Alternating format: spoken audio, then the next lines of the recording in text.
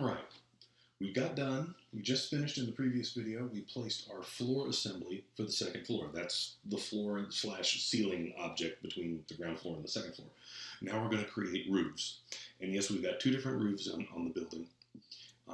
Sounds complicated. It isn't. But we do have to pay attention to what we're doing. So, on the architecture tab, we're going to click on roof. Now the very first thing that we're going to do, and obviously, like we've done with everything else, is we need to make sure that we're using the right roof type. So I'm going to click on generic 12-inch roof, come down here to wood rafter, 8-inch asphalt shingle insulated. So really, again, if you should have this baked into the template. But I need to make, just like we did the floor assembly, I need to modify this roof assembly. So I'm going to click edit type, I'm going to edit the structure. Now, the wood joist rafter layer for a 2x8 is not 7.5 inches, it's 7.25. So that should be 7.25 inches. And just like the last one, we're going to click on insert. We need to add item number 6. I'm going to click the down arrow so that my new item is all the way down here on the bottom. And it will be gypboard, just like last time. And gypsum wallboard, this is the last material that we used. Revit's trying to be helpful by bringing up the last thing that we used, assuming that we're going to use it again. Click OK, and its thickness is going to be 5/8 of an inch.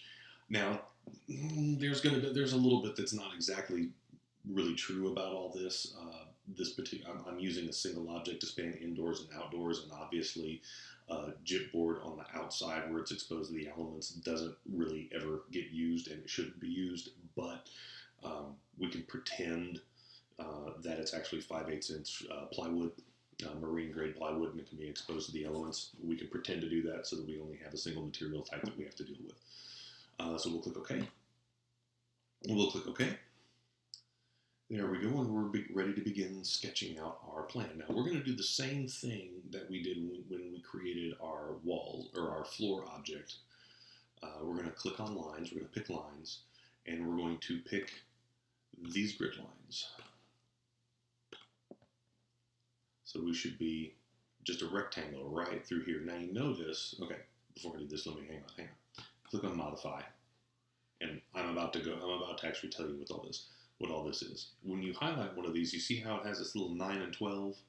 That's the slope indicator. That means the roof is going to take off at a pitch starting with these lines. Well, we're actually creating a flat roof. It's one of the easiest things in the world. It looks great. Contractors hate it, but it looks great. So I'm going to highlight all of them. There we go. And I will come over here on my properties and click defines roof slope. I do not want to do that. I will uncheck those. So all 4 of these are defining a flat roof. Okay, so now I come back to my trim extend to corner, and I'm just going to clean all these corners up, just like that. Okay.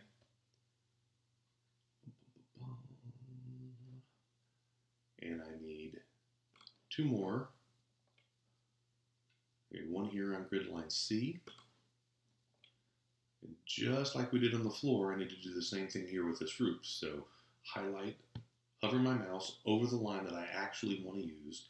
I'm going to click tab once on the keyboard, so that highlights the chain of walls. Click tab a second time, so it highlights that line that's a subcomponent of the walls. There we go. Now, as you can see, when I selected these lines, they define a slope. I don't want them to define a slope. Back to modify. I'm going to highlight both of these lines, uncheck them, and use trim extend to corner to clean that intersection up. Now I need to come around here. I need to do this, put the same hole around the chimney that we did the last time. I'm going to draw my lines. Just like the last time, I'm coming around. You know what? I'm going to undo that. Control Z, I'm going to back that up. I'm going to show you this now rather than later. Before I begin drawing, I have the opportunity to come over here and uncheck define slope, so it's not something that we have to change after the fact. So now as we're drawing, oops, I missed a spot. That's okay, I'll clean it up. Now the only thing that I need to fix is I actually need to take this line and I need to break it into two. That's what this guy is for, split element. So you can see my crosshairs turned into that little X-Acto knife.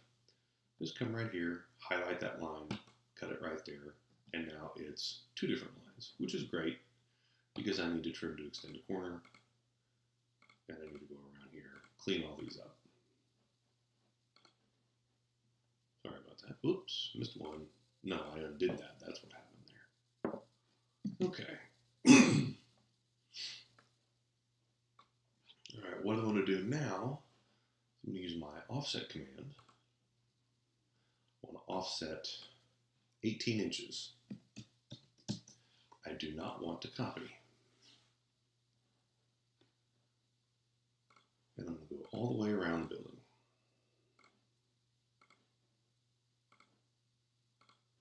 Just like that.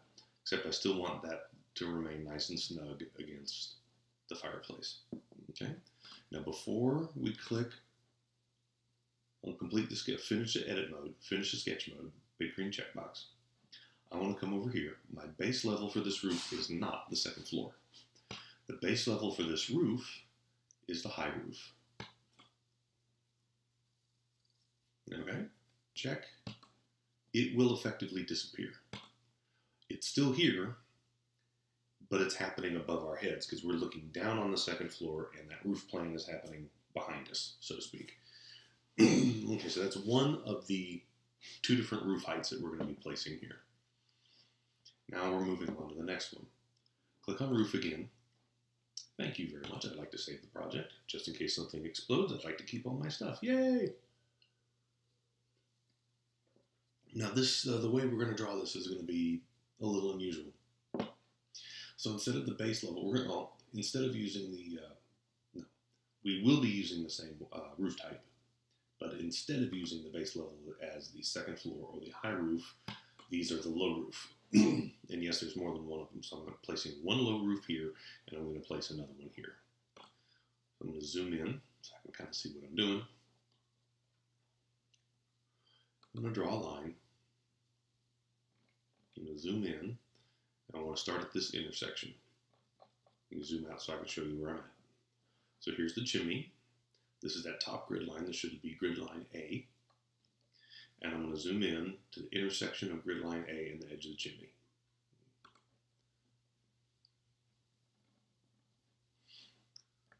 So from there, you see where that dashed line is? How it's lining up with this line over here?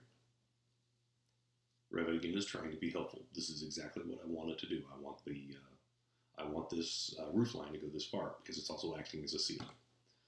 So across to there. I want it to touch there. Come across. Again, see how the exterior line of the brick is highlighted? It's exactly where I want it. So I'm going up to here. Across until I, to the left until I intersect the grid line. Up until I hit the next grid line. And then across this way until it's closed. Then I'll use my offset command. It's still set to 18 inches like we did on the last roof. I do not want to copy. And I want those two lines to be offset out. So that this is exactly the shape that I want for this roof. Once again, it's on the low roof. Click the green checkbox. That roof line is finished. And I want to do something very similar over here. Excuse me. Architecture tab. Roof. Notice how defined slope is not checked. That's exactly what we want. I'm going to draw my lines. I'm going to start here at this inside edge. Come down until it meets up with the green line of the exterior of the brick like it's highlighting over here. Left click, move to the right until I hit the grid line. Down. Come on.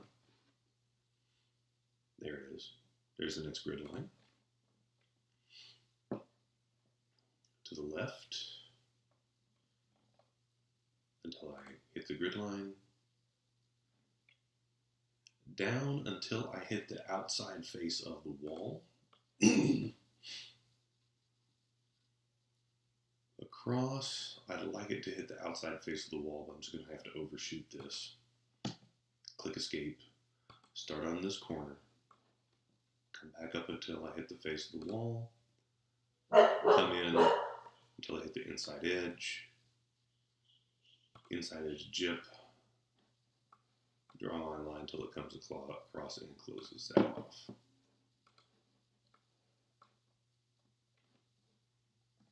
Alright, now I'm going to use my trim extend for corner. I'm going to close that corner off. And again, offset 18 inches.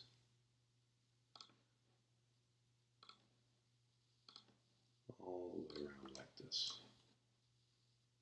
Just like that. And that's the shape that I want. Okay.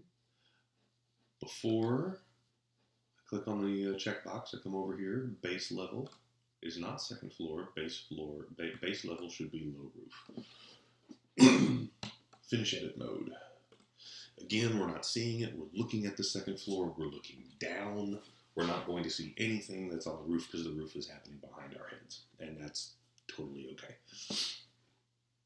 All right. We just got done placing our roofs. And we'll see you guys in the next video where we will tackle a staircase. See you guys in a minute.